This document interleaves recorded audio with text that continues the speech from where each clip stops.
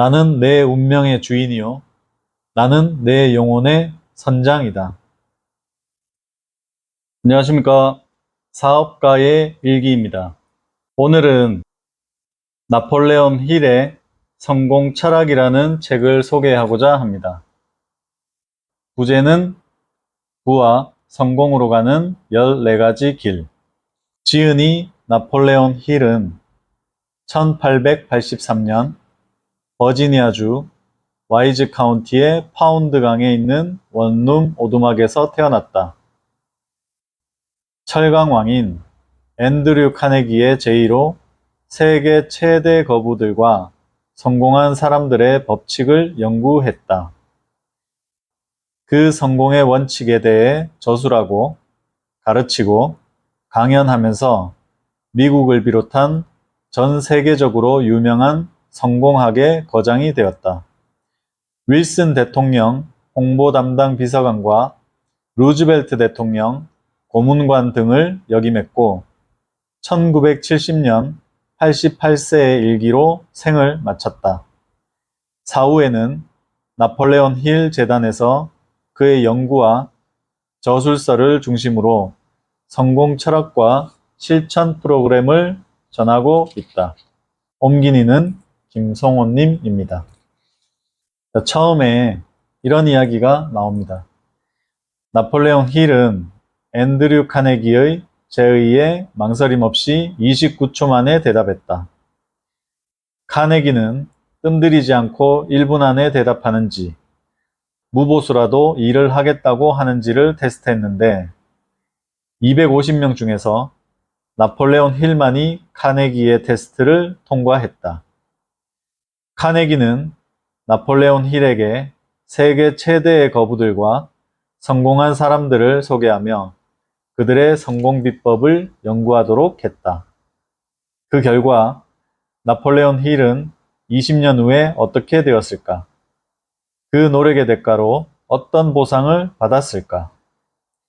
성공 철학에 대한 강의, 강연을 통해 평범한 사람도 부와 성공의 길로 이끄는 성공학의 거장이 되었고 전 세계적으로 성경 다음으로 많이 팔린 놓치고 싶지 않은 나의 꿈, 나의 인생, 7천만 부의 판매를 기록한 생각하라, 그러면 부자가 되리라 등을 비롯한 수많은 명작을 남김으로 상상할 수 없는 부의 반열에 오르고 성공 철학의 대가가 되었다.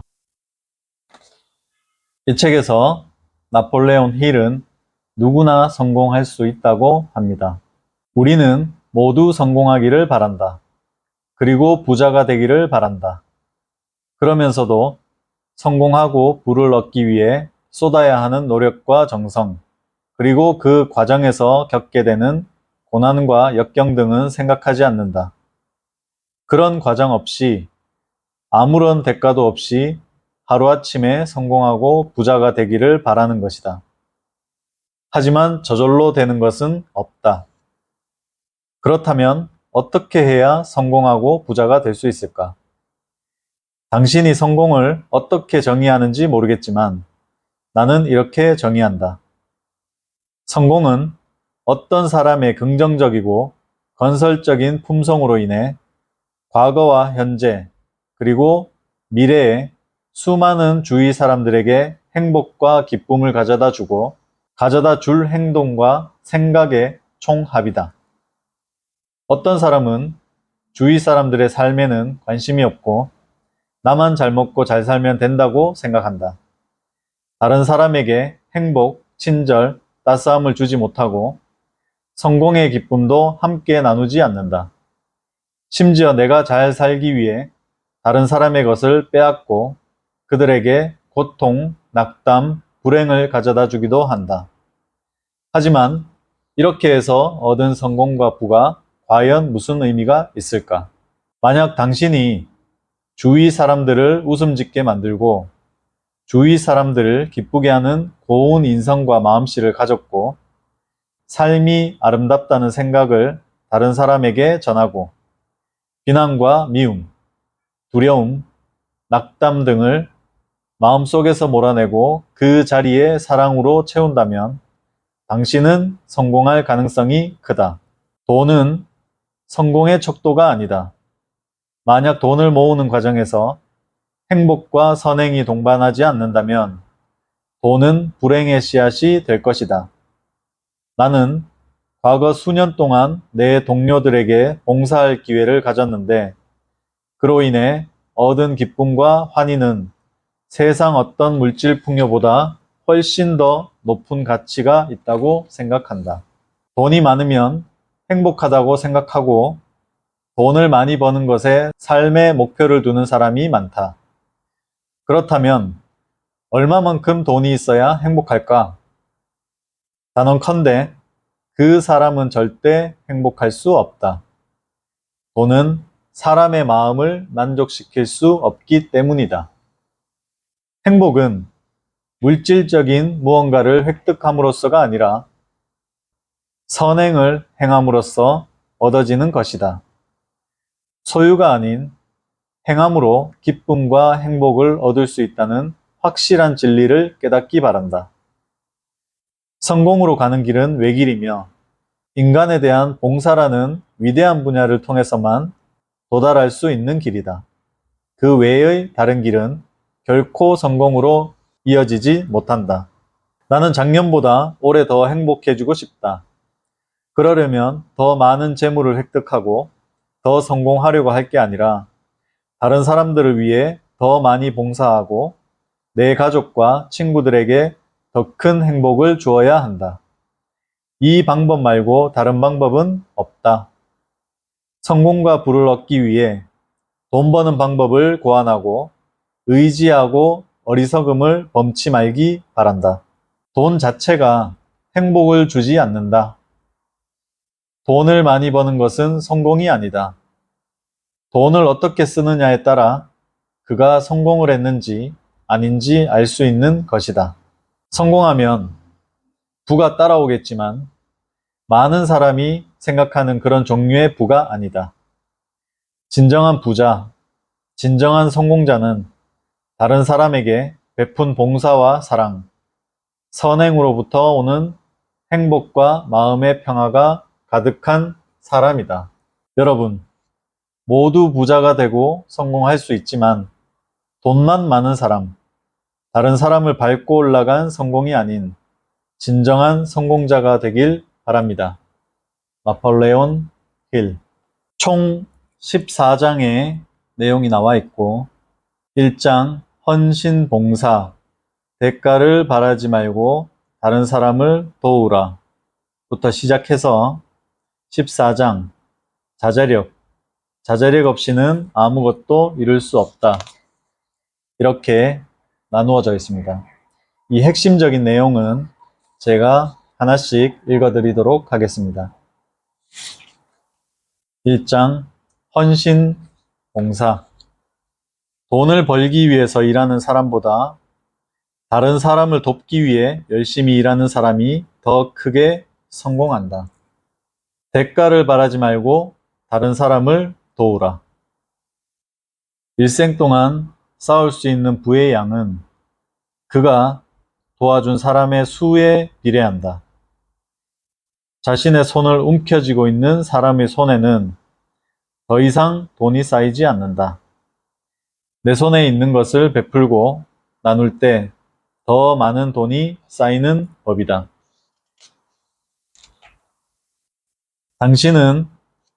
당신이 대가를 생각하지 않고 최선을 다한다면 보상 상승 법칙에 따라 그에 상응하는 보상을 받게 된다. 유용한 아이디어는 대가를 바라지 않고 더 좋은 서비스를 베풀기 위해 노력하는 사람들에 의해 만들어진다.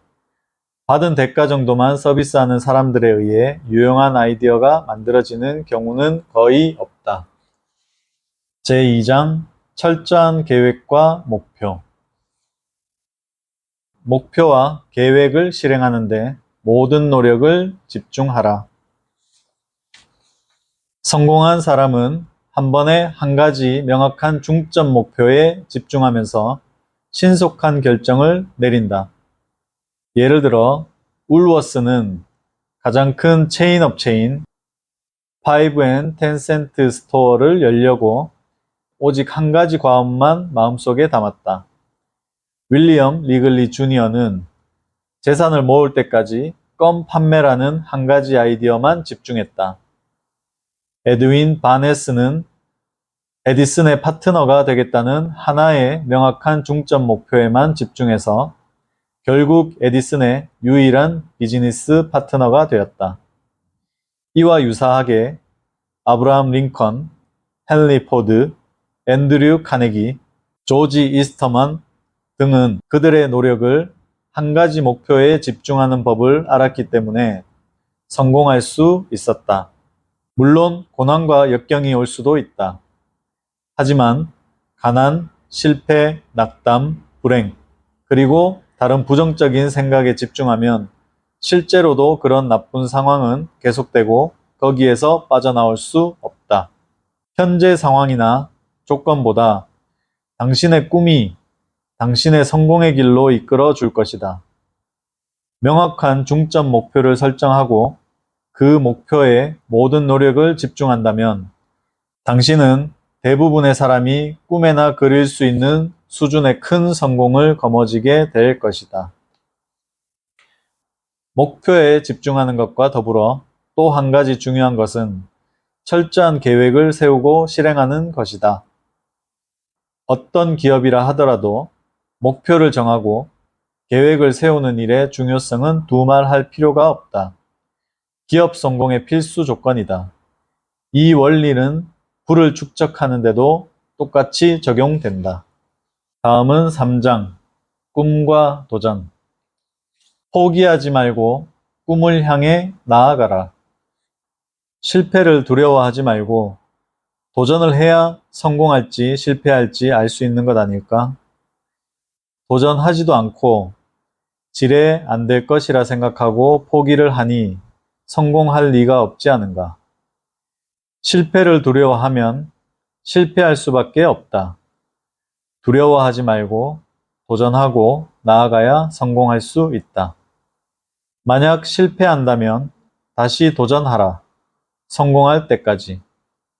밤이 지나면 낮이 오듯이 자연스럽게 성공과 부가 따라올 것이다. 제4장 통제된 집중력. 많은 사람이 큰 일을 끝까지 완수하지 못하는 것은 집중력, 즉 이때다 싶을 때 다른 것 전부를 물리치고 해야 할 단 한 가지 일에 집중하는 스킬이 없기 때문이다. 석유왕인 록펠러의 명언입니다. 집중하면 원하는 것을 얻을 수 있다.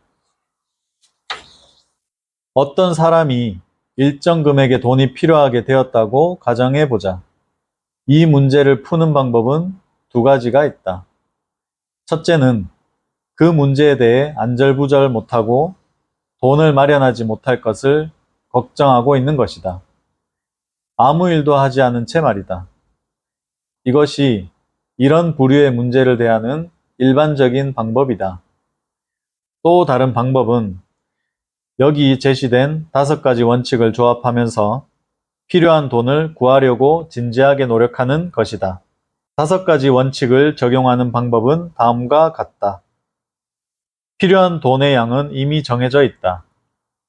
그가 돈을 구하기로 결심했다면 그것이 바로 명확한 목표 설정이다. 마음속에서 돈을 마련할 수 없을 거라는 모든 두려움과 의심을 없애버렸다면 그것이 자제력이다. 그의 마음이 다른 모든 문제를 뒤로 하고 돈을 마련하는 데 집중했다면 그것이 바로 통제된 집중력이다.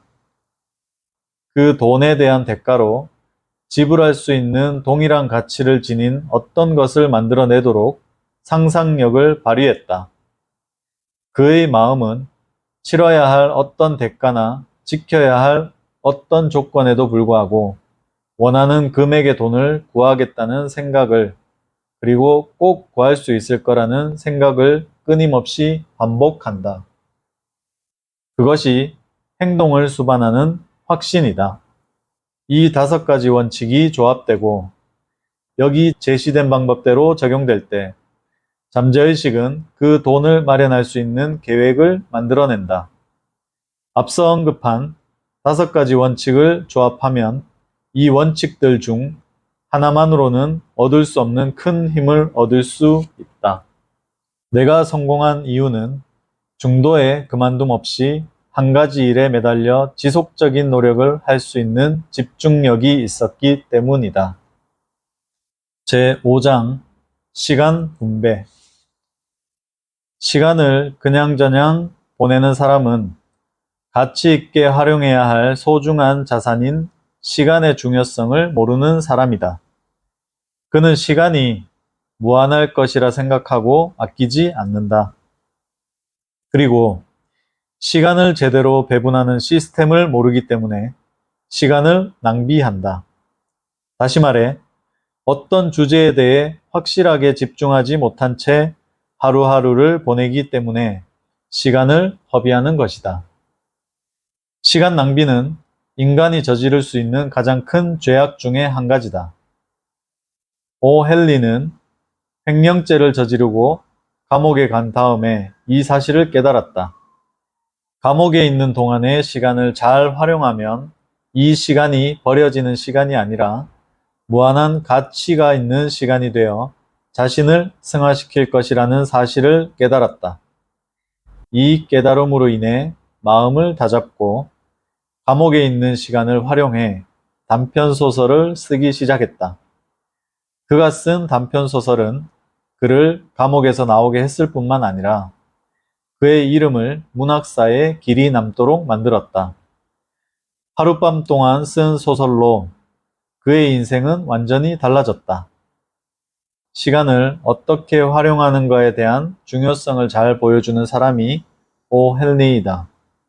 시간은 오 헨리를 그 시대의 가장 존경받는 문학가로 변신하게 만들어 주었다. 6장 팀워크. 협동하지 않고는 아무것도 얻지 못한다. 이 부분에서는 세 부류의 사람에 대한 이야기가 나옵니다. 첫 번째, 부정적인 타입. 이 타입의 사람은 그 자신을 포함해서 모든 사람에게 불평불만을 품고 있다. 다른 사람과 보조를 맞춰 일하지 않으며 그가 좋아하지 않는 사람들을 비난하느라 대부분의 시간을 허비한다.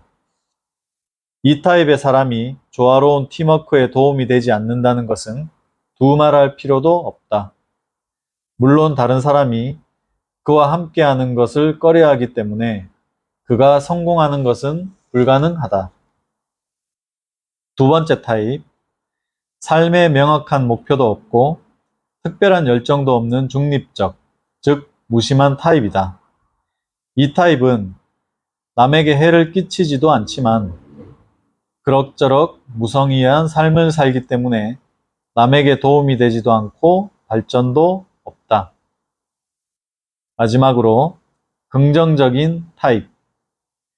무엇이든 열심히 하고 열정 가득하게 일을 하기 때문에 다른 사람과의 관계도 좋고 일에 있어서도 점점 발전된 모습을 보인다. 힘든 일이 있어도 긍정적으로 생각하며 다시 도전하기에 그것은 성공의 밑거름이 되기도 한다. 우호적인 협력에서 나오는 조화는 다른 어떤 방법으로도 얻을 수 없는 힘을 준다. 조화는 다른 사람과 협력하려는 사람의 긍정적인 마음 자세에서 비롯된다. 다음 7장 황금률에 대한 이야기입니다. 대접을 받고자 하는 대로 남을 대접하라. 황금률이라는 것은 예수님의 이야기로 쉽게 풀이를 해놓았습니다. 산상수훈에서 가장 이해하기 쉬운 말로 무엇이든지 남에게 대접을 받고자 하는 대로 너희도 남을 대접하라. 이 규칙이 율법서와 예언서에 나오는 모든 규칙들 가운데 으뜸이라는 뜻에서 그리스도교들은 황금률이라고 불렀다 합니다.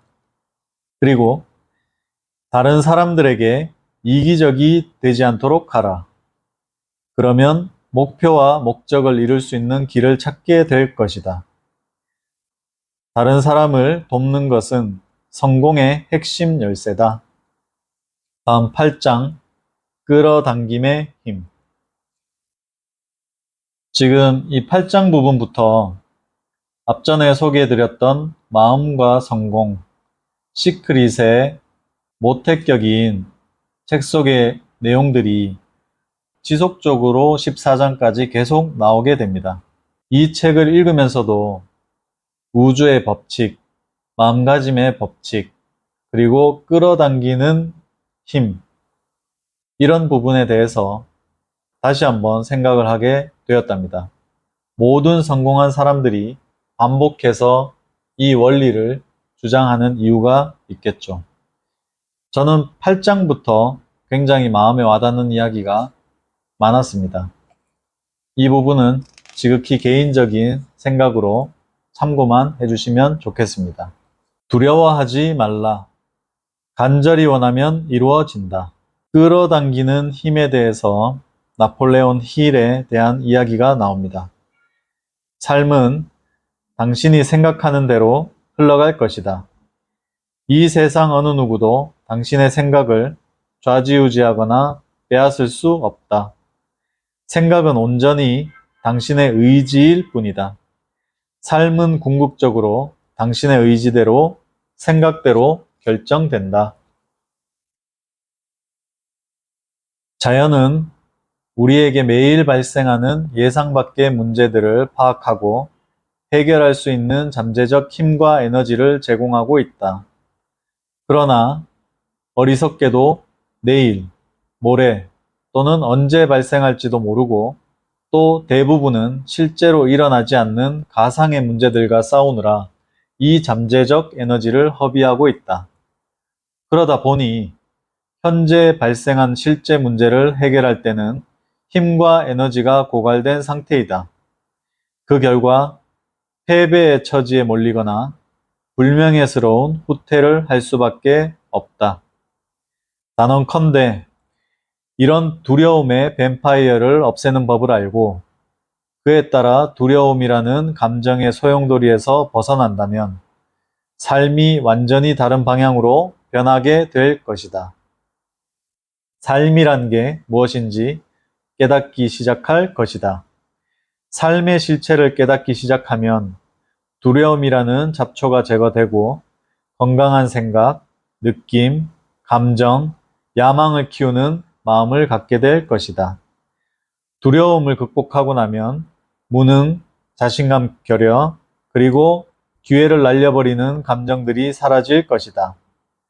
또 두려움이 사라지면 당신과 만나는 모든 사람에게 희망, 신뢰, 능력을 보여주고 그들에게 깊은 인상을 주게 될 것이다. 또한 두려움을 없애면 끌어당김의 법칙에 의해 마음 자세와 삶에 큰 변화가 올 것이다. 어떤 것에 두려움을 느끼면 마치 그것을 원했던 것처럼 그것이 실제로 끌려오게 된다. 그 원리는 다음과 같이 설명할 수 있다. 누군가 어떤 것을 원하거나 두려워하면 그것에 대한 마음속의 이미지를 만들고 그 이미지는 현실화하려는 경향을 보인다. 그런 이미지를 마음속에 오래 간직하는 것은 그에 해당하는 사물이나 조건을 끌어당기는 셈이 되는 것이다. 어떤 생각하느냐에 따라 그 행동이나 존재가 형태화된다. 끌어당김의 법칙은 내가 간절히 원하면 그 일이 이루어지는 것인데 내가 걱정하고 두려워하는 것도 같은 원리로 이루어진다. 가만히 있으면 생기지도 않을 일이 두려워하거나 걱정하면 생기는 것이다. 노를 거꾸로 쓰면 전진을 의미하는 on이 된다. 모든 문제는 반드시 문제를 푸는 열쇠가 있다. 끊임없이 생각하고 찾아내라. 노먼 빈센트 필. 다음 9장 긍정적 마음 자세. 긍정적 마음 자세가 성공을 이루는 키포인트다. 이 장은 괴테의 문장을 읽고 지나가도록 하겠습니다. 당신이 할 수 있거나 할 수 있다고 꿈꾸는 모든 일을 시작하라. 새로운 일을 시작하는 용기 속에 당신의 천재성, 능력, 기적이 모두 숨어 있다. 현명하고 긍정적인 생각이 모든 건설적인 성취와 부를 이루는 첫 걸음이다. 제10장 돈의 가치. 돈의 가치도 여기서 나오는 짧은 문장 몇 가지만 읽고 지나가도록 하겠습니다. 돈을 버는 것보다 가치 있게 사용하는 것이 더 중요하다. 재산이 많은 사람이 그 재산을 자랑하고 있더라도 그 돈을 어떻게 쓰는지 알 수 있을 때까지는 그를 부러워하지 말라. 소크라테스. 돈이 있고 그 돈으로 살 수 있는 물건이 있다는 건 좋은 것이다. 하지만 돈으로 살 수 없는 것을 읽고 있는 건 아닌지 확인하는 것은 더 좋은 일이다. 조지 로리머. 다른 사람에게 친절하고 관대한 것이 자기 마음의 평화를 유지하는 길이다. 남을 행복하게 할 수 있는 사람만이 행복을 얻을 수 있다. 플라톤. 11장 행운. 요행을 바라지 말라. 모든 것은 노력의 대가다. 노력이 적다면 얻은 것도 그만큼 적다. 인간의 재산은 그의 노고에 달렸다. 헤리크. 삶에 있어서 최악의 날은 가만히 앉아서 어떻게 하면 공짜로 무언가를 얻을 수 있을까? 이런 생각을 시작한 바로 그 순간이다. 어떤 것도 대가 없이 얻어지는 것은 없다. 일한 만큼, 노력한 만큼 받게 되어 있다. 12장 자기 암시. 자기 암시에 대해서 나오는 내용입니다. 아마도 당신은 자기 암시가 어떻게 작용되는지 궁금할 것이다. 잠재의식 속에 생각이나 소원의 씨앗을 뿌리는 가장 좋은 방법 중 하나는 반복이다. 자신에게 어떤 것이든 성취할 수 있다고 계속 반복해서 말해야 한다. 그렇게 하면 두려움, 걱정, 부정적인 생각을 통해 마음속에 형성되었던 모든 한계들이 사라지게 된다. 공부, 악기, 운동 등을 잘 하려면 연습하고 반복해야 되는 것처럼 원하는 것을 반복해서 말하므로 잠재의식 속에 심어야 한다.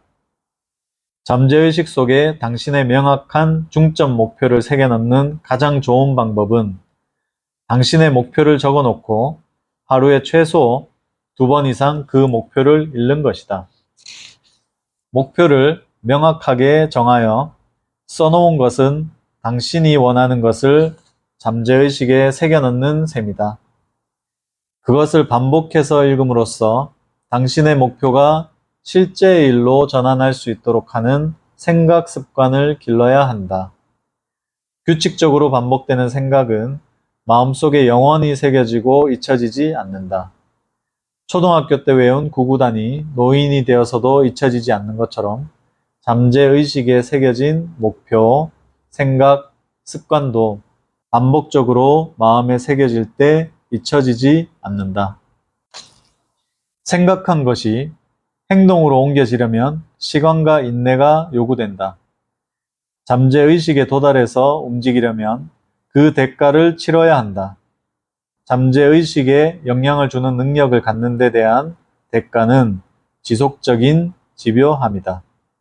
대가를 치르지 않고 이 능력을 갖게 될 것이라 생각해서는 안 된다. 끈질긴 노력으로 그에 대한 대가를 치러야 잠재의식에 새기고 열매를 맺을 수가 있다. 다음 또 다른 잠재의식에 대한 이야기입니다. 삶의 명확한 중점 목표를 개발하는 첫 번째 단계는 방해받지 않는 조용한 장소로 가서 눈을 감는 것이다. 그리고 가장 원하는 것이 무엇인지를 찾고 그 원하는 것을 반복해서 크게 외쳐야 한다. 이 방법이 유익한 이유는 목표를 외치면 당신의 잠재의식에 새겨지기 때문이다. 다음으로는 성취하길 원하는 것을 문장으로 적어보는 것이다. 만약 당신이 돈을 원한다면 원하는 정확한 액수를 정하고 그걸 성취하는 데 소요될 시간에 대해서도 생각해야 한다. 또한 그 돈을 얻는 대가로 제공해야 할 것들에 대해서도 명확히 적어라. 이 지침을 실행한다면 당신은 성공가도에 빠르게 올라서게 될 것이다. 잠재의식에 새겨지기 위해서는 문장으로 적어보는 것이 좋다고 했는데 예전에 스노우폭스 김승호 스승님을 직접 뵐 때 100번 쓰기를 강조를 하셨습니다. 이 노트에다가 자기의 명확한 목표를 100번을 매일 적다 보면 이렇게 잠재의식에 새겨지고 거기에 대한 아이디어와 목표, 계획 이런 것들이 떠오르게 된다는 그런 원리였던 것 같습니다. 그리고 다음 개인적인 목표 문장을 다음과 같이 작성할 수 있을 것이다. 이건 문장으로 작성하는 예시에 대한 글입니다. 나는 5년 후에 2만 달러를 소유할 것이다. 이 돈을 벌기 위해서 내가 할 수 있는 최상의 서비스를 제공할 것이다. 나는 이 돈을 소유하게 될 것이라고 확신한다.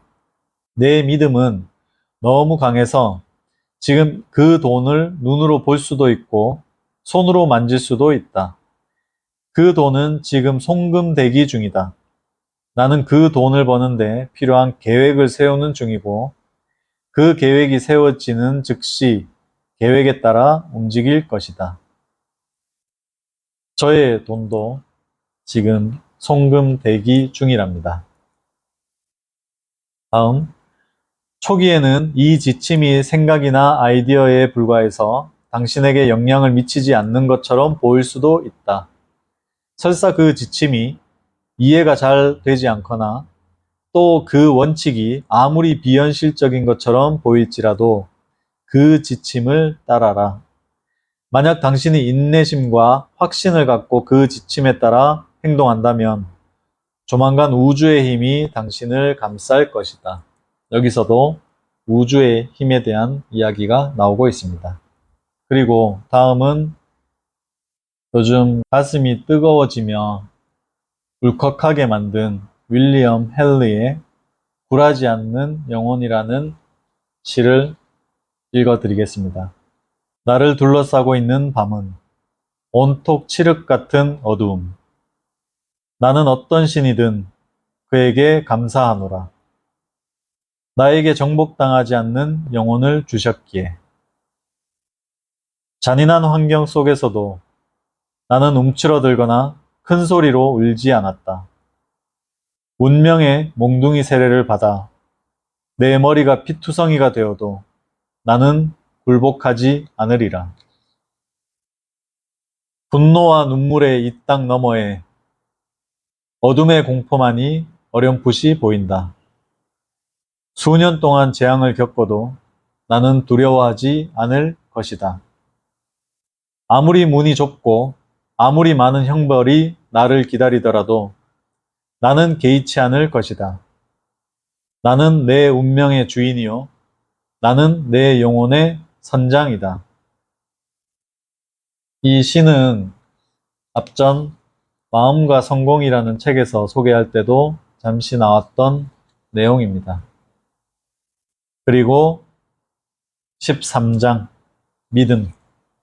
비관적이고 의심이 많은 사람에게 호의적인 일은 일어나지 않는다. 어떤 일을 할 수 없다고 생각하는 사람은 그 일을 절대로 할 수 없다.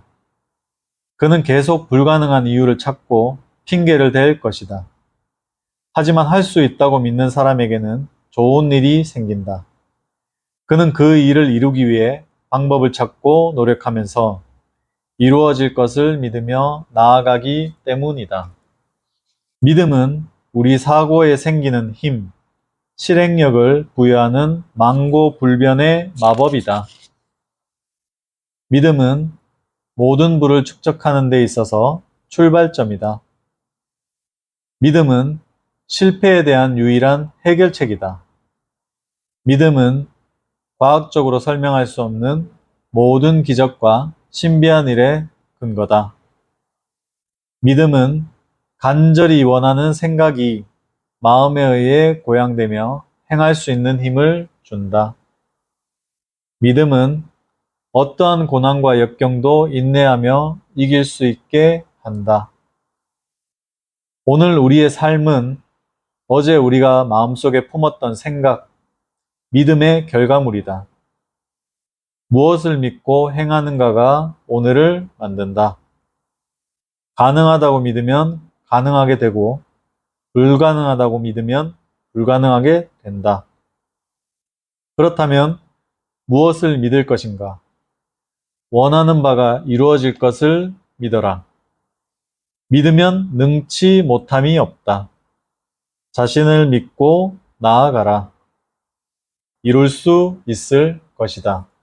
그리고 이 장에서도 시 한 편이 나오는데 이 시도 굉장히 좋습니다. 윌터 윈틀의 할 수 있다고 생각하는 사람. 실패했다고 생각하면 이미 실패한 것이다. 할 수 없다고 생각하면 할 수 없을 것이다. 이기고 싶지만 이길 수 없다고 생각하면 진 거나 다름없다. 질 거라고 생각하면 이미 진 것이다. 우리가 이 세상에서 발견한 진리는 성공은 자신의 의지에 의해 시작되는 것이며 이 모두가 마음 상태의 문제라는 것이다. 뛰어나다고 생각하면 뛰어난 것이다. 승리의 영광을 받고자 한다면 스스로에 대해 자신감을 가져라. 그러면 상을 타게 될 것이다. 삶의 전쟁에서의 승리는 항상 강하거나 빠른 자에게만 돌아가지 않으니 결국 싸움에서 이기는 사람은 할 수 있다고 믿는 사람이다. 다음 마지막 장 자제력에 관한 내용입니다. 자제력 없이는 아무것도 이룰 수 없다. 자제력에 대해서는 가장 중요한 습관은 생각의 습관이다. 생각의 습관은 행동을 통해서 나타난다. 생각의 습관을 통제한다는 것은 자제력을 발휘하는 길에 들어섰음을 의미한다. 확실한 동기는 생각의 습관의 출발점이다. 명확한 동기가 결여된 자제력은 존재할 수 없고 무가치하기까지 하다. 왜냐하면 행동을 취할 목표가 없기 때문이다. 동기가 없이 어떤 일을 하는 사람은 없다. 나는 자제력이 마음의 모든 부분을 총괄한다는 것을 잘 알고 있다. 내가 세운 목표 달성을 위해서 매일 자제력을 단련하고 행동으로 옮기는 습관을 기르고자 한다. 자제력은 성공과 부에 대한 과학적 원칙들 중에 가장 중요한 요소이다. 왜냐하면 자제력이 없으면 다른 원칙들은 작동되지 않기 때문이다. 자제력은 성공 요소 중 가장 핵심적인 요소다. 자제력은 건물의 디딤돌, 주춧돌이다. 자제력이 없으면 그 구조물은 무너질 것이다. 맺은 말은 14가지 원칙을 지켜 성공과 부를 이루라 하는 나폴레온 힐 재단의 전무이사의 이야기가 있습니다. 헌신과 봉사, 명확한 목표, 꿈과 도전, 집중력, 시간 배분, 협동, 황금률, 끌어당김의 힘, 긍정적인 마음, 돈을 가치 있게 사용하는 것, 노력, 자기 암시, 믿음, 자제력, 이렇게 부와 성공으로 가는 14가지 길, 나폴레온 힐의 성공 철학 책에 대해 알아보았습니다. 내용은 많지가 않고 굉장히 간단하게 읽을 수 있으며, 개인적으로 저는 책을 읽으면 읽을수록 후반부에 앞전에 읽었던 어떤 끌어당김의 법칙, 그리고 마음가짐, 이런 내용들의 책과 굉장히 중복되는 부분이 있어서, 이렇게 많은 책들이 반복해서 이야기하는 부분들은 내 잠재의식 속에 각인을 해서 꼭 습관을 만들어야겠다는 생각을 다시 한번 하게 되었답니다. 앞으로 계속 성장할 수 있고 고도화될 수 있는 사업가의 일기가 되겠습니다. 고맙습니다.